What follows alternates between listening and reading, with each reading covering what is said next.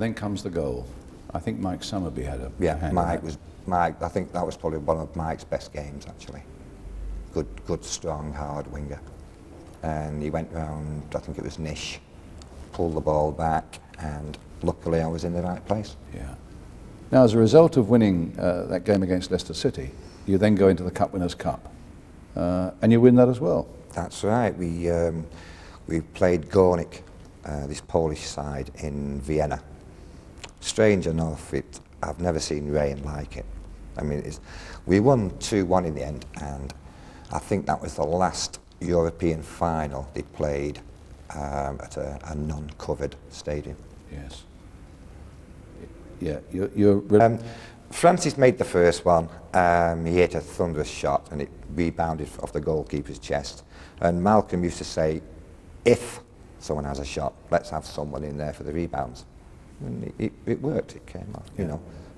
It was easy, it was just a little tapping. The second goal, I got it off a defender. Malcolm must have been pleased. And I was racing through and the goalkeeper came out, just pushed it to one side of the goalkeeper, and next thing I was on the deck. He just went for me, you know, on the penalty. And Franny came up and took the penalty. Actually, if you see it, he's quite lucky. It went under the goalkeeper's body. Really? But we were 2-0 up, and you know. And they had a player called Labansky. Yes. Great player. Of course. Great in World Cup Winners' Cup. There's the league championship, and there was a terrific climax to that, wasn't there? Yeah, that was unbelievable. We had to travel to Newcastle on the Saturday. We travelled on the Friday, but when we actually got there, there must have been, no exaggeration, 25,000 City supporters there that day.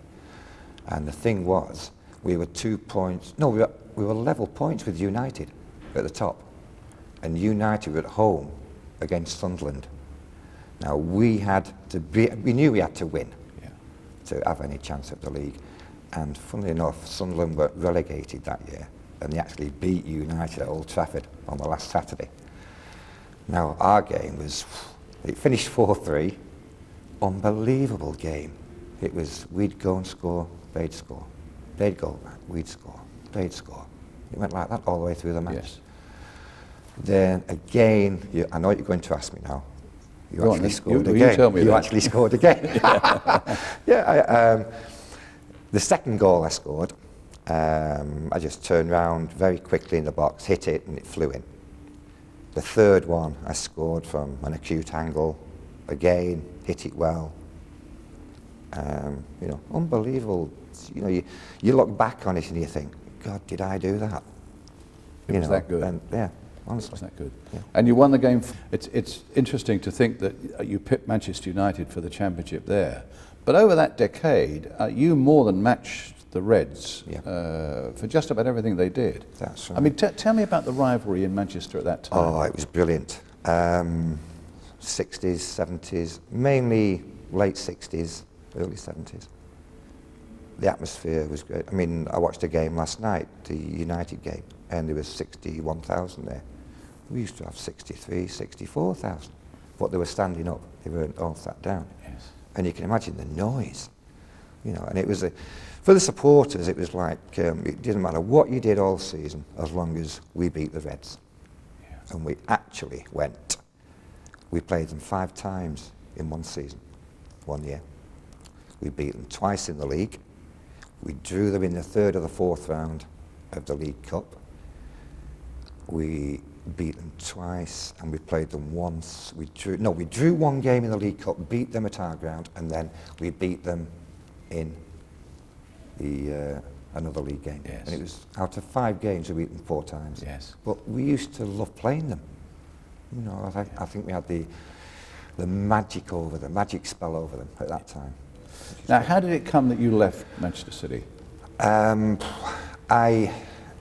We were, at the time, we were top of the league, 6 points clear with about 8-9 games to play. And Malcolm wanted Rodney Marsh.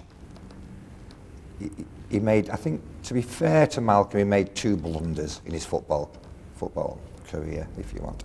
Which were? One was signing Rodney, who was a fantastic player, brilliant ball player. You know, he was magic on the ball, but it wasn't the sort of thing, he wasn't in the City mould, if you want. We had players who used to make great runs. Belly, Mike, Franny, even myself used to make runs. And I believe when Rodney got the ball, these players were making the runs, but he wasn't passing the ball. He used to keep the ball for 5 or 10 minutes. Right.